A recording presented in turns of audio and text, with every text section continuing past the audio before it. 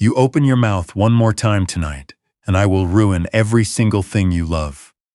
Warren Price said it the way a man says grace before dinner, quietly, without ceremony, like it was simply the natural order of things. His hand found Iris Connolly's wrist beneath the mahogany bar top, and he squeezed until her knuckles went white. He didn't notice the man in the corner booth set down his glass. The man who had just set that glass down controlled the eastern half of Manhattan's underground economy, ran 3 shipping operations out of Red Hook, and had not once in 15 years raised his voice at anyone who was still alive to remember it. His name was Stellan Blackwood. He was 42 years old. He had mastered the particular stillness of a predator, choosing not to move yet being the operative word. Iris Connolly had worked the evening bar shift at the Whitmore Hotel for 3 years. The Whitmore sat on 57th Street like it had always been there and always would be. Dark walnut panels, brass fixtures, the kind of carpet that swallowed the sound of your footsteps so that guests felt perpetually cushioned from the city outside. Iris was good at her job. She remembered orders without writing them down, kept the ice buckets filled before anyone noticed they were running low, and had a gift for making guests feel like the room was specifically arranged for their comfort. She had learned to be invisible in other ways, too. Invisible when Warren called her naive in front of his colleagues at a firm dinner in Midtown. Invisible when he told her the dress she'd picked for his partner's reception made her look like someone's assistant.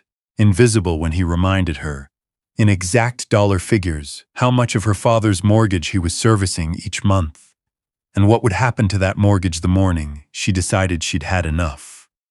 Warren Price was 38, recently named managing director at Claremont Capital, and he wore his success the way some men wear cologne, aggressively and in enclosed spaces.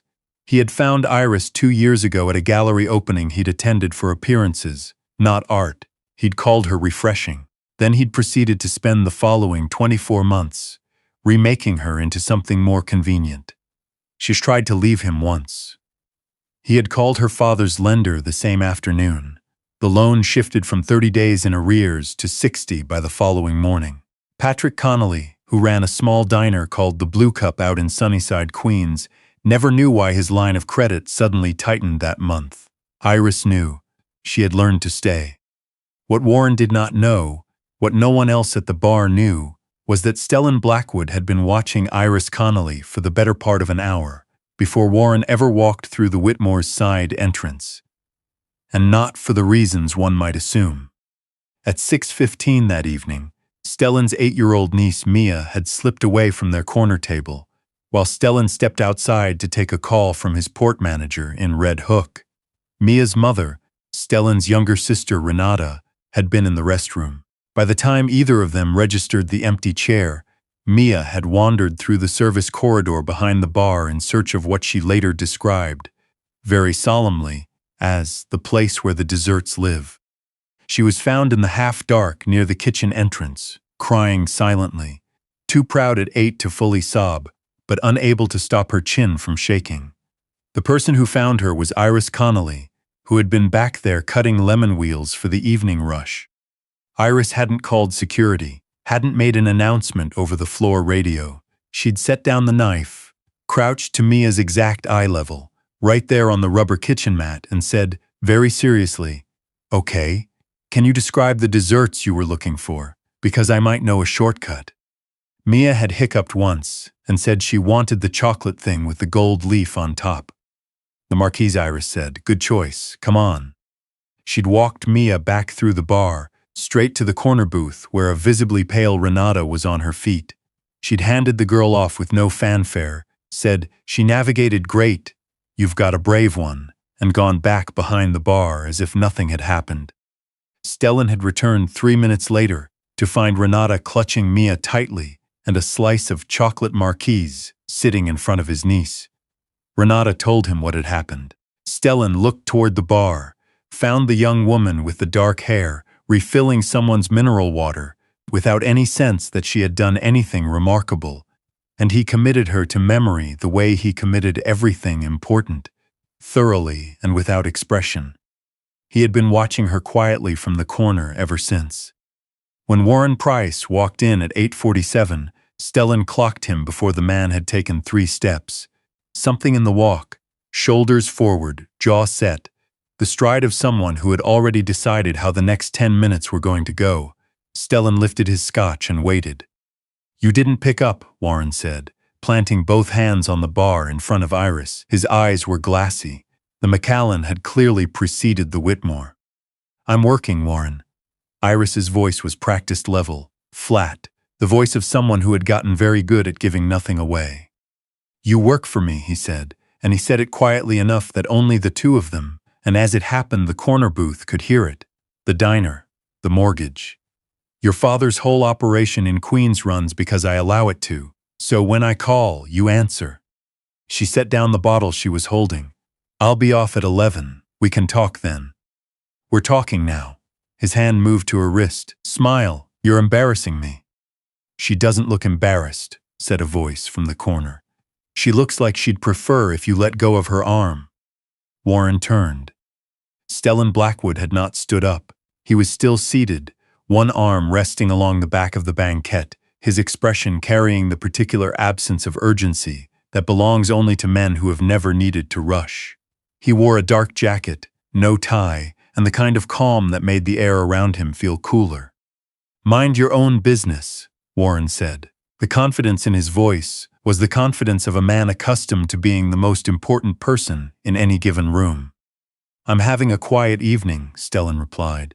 "You're making that difficult." Warren straightened. The managing director in him surfaced, the instinct to establish rank quickly. He took in Stellan's understated clothes, read the lack of visible display as the absence of real power, and made the single most consequential error of his adult life. "Do you know who I am?" He dropped Iris's arm, pointing. "Claremont Capital. 14 billion in assets under management. I have the borough president's personal number. You talk to me like that again and I'll have you audited out of existence." He turned back to Iris. "We're leaving. Right now." "Cato," Stellan said. A man who had been standing near the coat check, quiet, gray-suited, the kind of face you look at and immediately forget, stepped forward and set a phone on Stellan's table. Stellan glanced at the screen. "Claremont Capital," he said in the tone of a man reading a grocery receipt. "Warren Price, Managing Director. 38. His fund borrowed $11 million 18 months ago from a holding company called Meridian Consolidated." He looked up. "Cato, who owns Meridian?" "We do," Cato said. "We do," Stellan repeated, his eyes returning to Warren. "The note comes due in 4 months, Warren. I wonder how your compliance team at Claremont would feel if I called them before that date." The color left Warren Price's face in stages like a tide going out. That's not." His voice had changed. The authority was gone, and underneath it was something considerably thinner. "Who are you?" "Stellan Blackwood." The name landed like a hand on a fire alarm. Warren knew that name. Everyone in New York finance who operated in any shade of gray knew that name. Blackwood was not a rumor. Blackwood was the reason 3 investment houses on the East Side had quietly restructured their debt arrangements in the past 5 years. Blackwood was the name 2 federal prosecutors had tried to attach an indictment to for a decade and come away with nothing both times. Warren was not dealing with a nosy stranger at a hotel bar. He was dealing with the man who held $11 million of his fund's exposure in the palm of one hand. "She's my girlfriend," Warren said. His voice had dropped to something almost pleading. "This is private." "She has bruising on her right wrist," Stellan said, "from where you grabbed her just now. That's the second time I've watched you do it in the last 4 minutes." He paused. "And I heard what you said about her father's property." He finally stood. He was tall in a way that wasn't immediately obvious until he was fully upright. "I'm going to tell you once. Walk out of this bar. Leave her alone. All of it. The loan, the property, the calls, the threats. Done. Tonight." Warren stood very still. Then rage, cornered and stupid, made its decision. He reached for Iris's arm and said she was leaving with him. He didn't make it. Stellan's hand was there first, catching Warren by the collar and walking him backward, calmly, 3 deliberate steps into the corridor near the coat check, away from the bar guests, who had gone perfectly still. The maitre d' appeared in the doorway, recognized who was holding Warren's collar, and made a quiet hand signal that sent two floor staff in the opposite direction without a word. Stellan leaned in close, and when he spoke, his voice was barely above a murmur. "There are two ways to leave this hotel tonight," he said. "One of them is through the front disc door, under your own power, and you don't come back, ever. The other one involves a conversation I don't think you're prepared for. You have about 4 seconds to decide." Warren Price chose the front door. He straightened his jacket. He did not look at Iris. He walked out. The bar exhaled. Iris stood behind the mahogany counter, holding a cloth she didn't remember picking up. Her hands weren't shaking. That surprised her more than anything else. They had been shaking, on and off, for the better part of 2 years, and now, all at once, they had stopped. Stellan returned to his booth. He didn't look triumphant. He looked tired in the way that people who have seen a great deal of human ugliness eventually look, not diminished by it, exactly, but permanently weighted. "Come sit down when your shift ends," he said, passing the bar. "There are things we should sort out." She sat down at 11:05, still in her work shirt, and she talked for 20 minutes without stopping. She told him about Patrick and the Blue Cup and the mortgage Warren had been holding over her like a low ceiling for 18 months. She told him about the time she'd tried to leave and what happened to her father's credit line 48 hours later. She told him about the bruise on her ribs from 2 months ago that she'd explained to her coworkers as a kitchen cabinet. She told him all of it the way people tell things when they've been carrying them alone for so long that only relief left is to simply set them down somewhere and walk away. Stellan listened without reacting. He asked 2 questions. He wrote nothing down. At 11:43, Cato appeared at the table and bent towards Stellan's ear. "He made a call from the cab," Cato said quietly. "Reached out to a crew in Hell's Kitchen, offered 40,000 for a message." He paused, directed at the girl. Stellan nodded once. "Handle the crew. Make the position clear." "And price?" Stellan looked at Iris.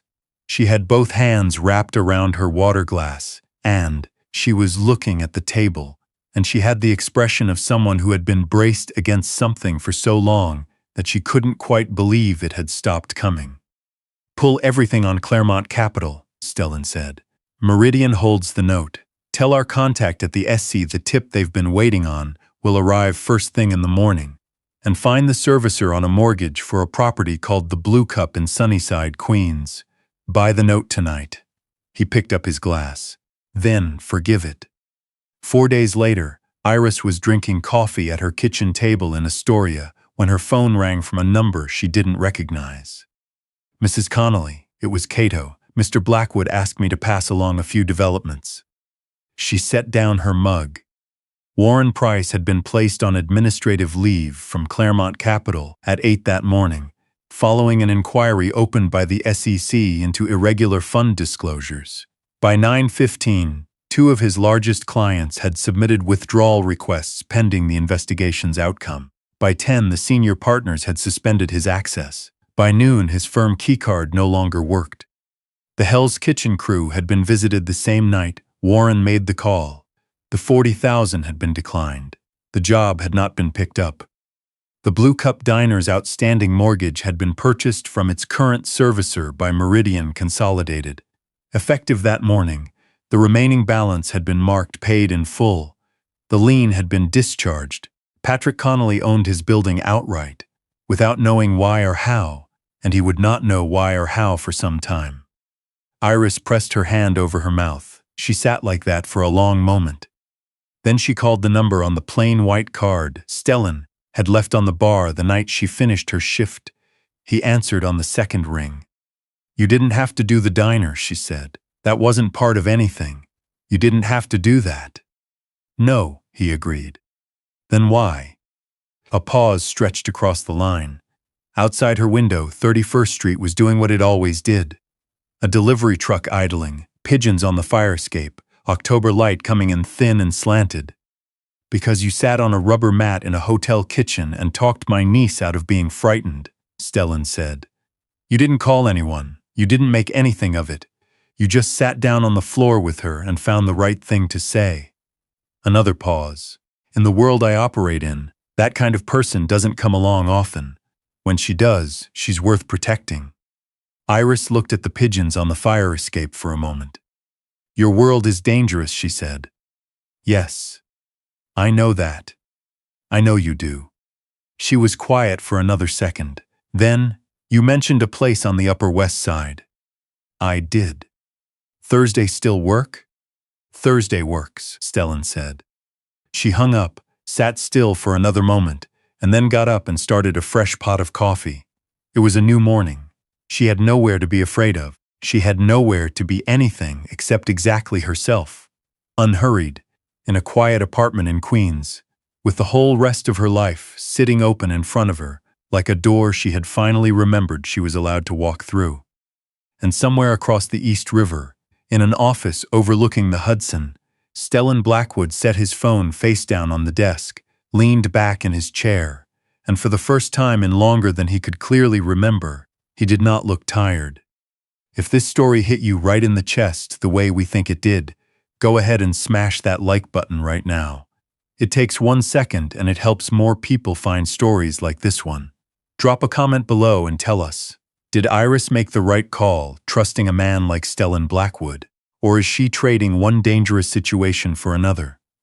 We read every single comment, and subscribe to Sadie's Romance Library, so you're here when the next chapter of this story arrives.